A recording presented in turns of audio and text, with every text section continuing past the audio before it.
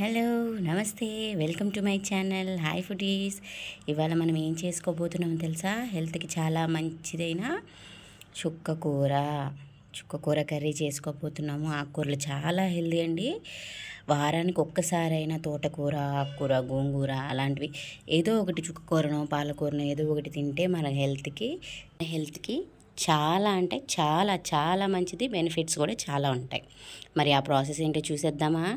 చూడండి, ముందుగా మనం చుక్కకూర కోసుకొని ఫ్రెష్ తీసుకొని వాటి కొంచెం అవి ఇవి కెమికల్స్ వాడతారు, వాటి గ్రోత్ కోసం యూరియా అవి ఇవి వేస్తారు. కాబట్టి ఆకుకూర అనేది ఎప్పుడైనా 2-3 సార్లు ఉప్పు నీళ్ళలో మంచిగా శుభ్రంగా కడిగేసేయండి.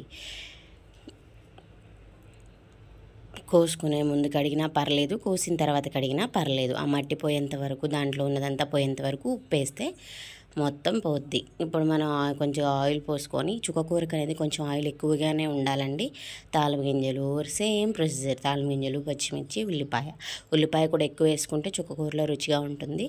ఆ ఉల్లిపాయ బాగా మగ్గాలండి. బాగా మగ్గిన తర్వాత మనం వేసుకోవాలనుకున్న చుక్కకూర ఎంతైతే వేసుకోవాలో అంత వేసేసుకొని దాన్ని చుక్కకూర ఊరికేనే మగ్గిపోయిద్దండి. కాబట్టి ఉల్లిగడ్డ మొత్తం మగ్గిన తర్వాతనే చుక్కకూర అందులోనే వేసుకోవాలి. ఉల్లిగడ్డ మగ్గకుండానే చుక్కకూర వేస్తే ఉల్లిగడ్డ పచ్చి పచ్చిగా ఉంటుంది, చుక్కకూర అనేది త్వరగా మగ్గిపోతుంది. కాబట్టి ఉల్లిగడ్డ మొత్తం మగ్గిన తర్వాతనే చుక్కకూర అనేది మనం యాడ్ చేసుకోవాలి.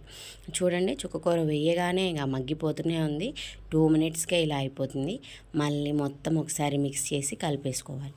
మొత్తం ఆకుకూర అనేది గ్రీన్ కలర్లో కాకుండా మనకి కొంచెం మగ్గినట్టు ఇలా అవుపడితే ఇంకప్పుడు మనం పసుపు, ఉప్పు, కారం అన్నీ ఒకసారి యాడ్ చేసేయచ్చండి దీనికి. ఎందుకంటే త్వరగా మగ్గింది కాబట్టి. మళ్ళీ లేట్ చేస్తే కూర అనేది అడుగంటిపోద్ది.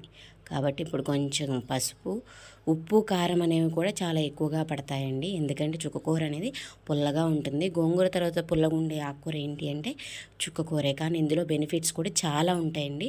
కాబట్టి వారానికి ఒక్కసారైనా చుక్కకూర అనేది ట్రై చేయండి. మీ మీల్స్లో యాడ్ చేసుకోండి. ఆ బెనిఫిట్స్ ఏంటో మీకే తెలుస్తాయి. అలా మీరు కాకపోయినా పిల్లలకైనా హెల్తీ ఫుడ్ అంటే చుక్కకూర, గోంగూర, తోటకూర వీటిని వారానికి ఒక్కటైనా సరే యాడ్ చేసుకోండి మీ డైలీ మీల్స్లో. ఏంటక్క ఇంత కారం వేసావు, ఇంత ఉప్పు వేసావంటే చుక్కకూరలో అంతే పడుతుంది. ఉప్పు కారం ఎక్కువ పడితేనే ఆ కూర అనేది టేస్ట్ అవుతుంది, లేకపోతే పుల్లగా ఉంటుంది.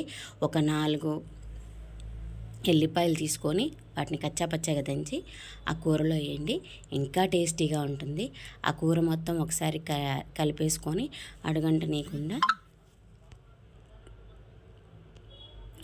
రెడీ. ఇప్పుడు మనకి చుక్కకూర అనేది రెడీ. దీంట్లో కాస్త వేసుకొని తింటే సూపర్. Thank you.